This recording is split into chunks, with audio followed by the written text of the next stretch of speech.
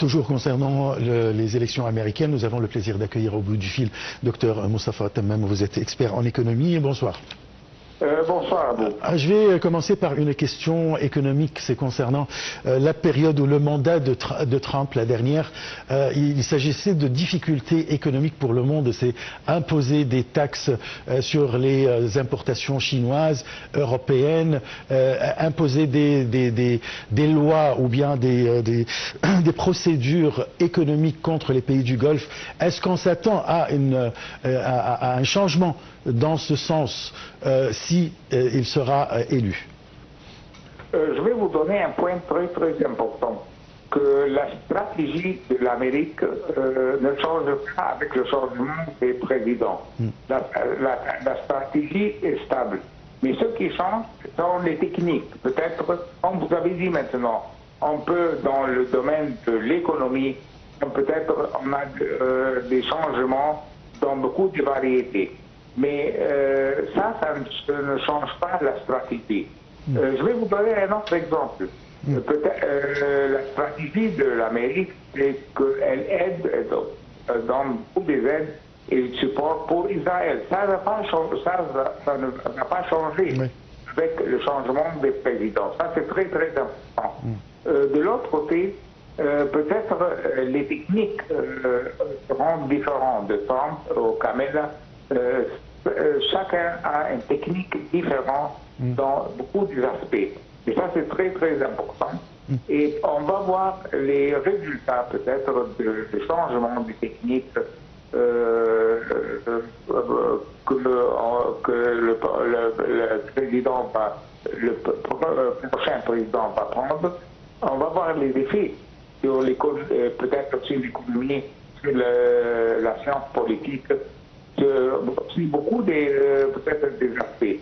Et ça, on ne peut pas prédicter maintenant. On doit attendre qu'est-ce qui va, quand le président va occuper sa position, on va voir qu'est-ce qu'il va faire. Oui. Là, ce qui nous intéresse au Proche-Orient, c'est bien sûr ce qui se passe dans la région. Si je parle de la guerre israélo-palestinienne, la guerre israélo-libanaise, peut-être l'expansion de la guerre dans la région avec l'Iran, peut-être le Yémen, etc.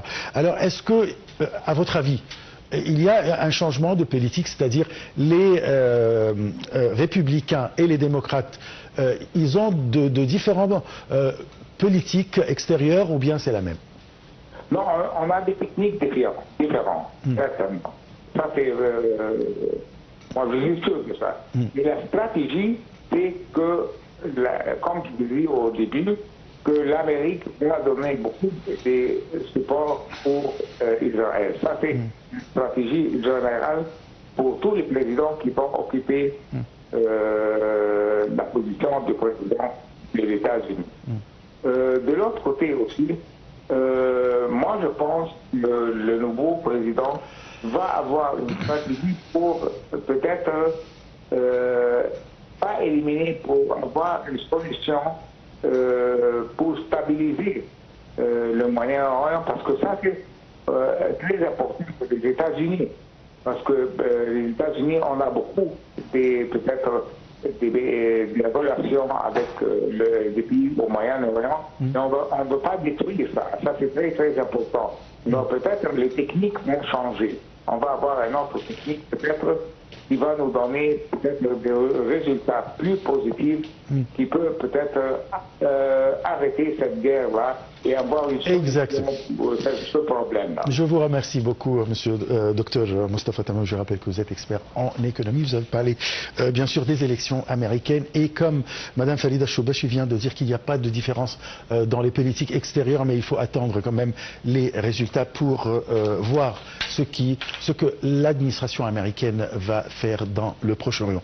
La journée de mardi conclut une course stupéfiante pour la présidentielle aux États-Unis. Cette course a été marquée par l'entrée en lice abrupte de la vice-présidente en juillet en remplacement du président vieillissant Joe Biden et par 2 tentatives d'assassinat contre l'ancien président républicain. Ça, c'est un reportage, mais avant de vous quitter, je vous souhaite une très bonne soirée parce que ça sera la fin de notre émission. Je vous remercie beaucoup et je vous laisse avec ce reportage.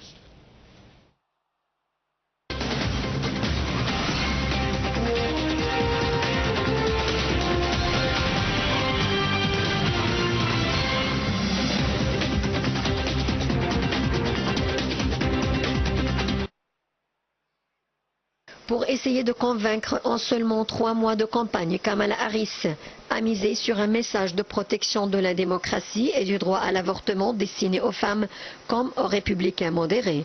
La démocrate, née d'un père jamaïcain et d'une mère indienne, organise sa soirée électorale dans son ancienne université, l'institution historiquement noire Howard à Washington.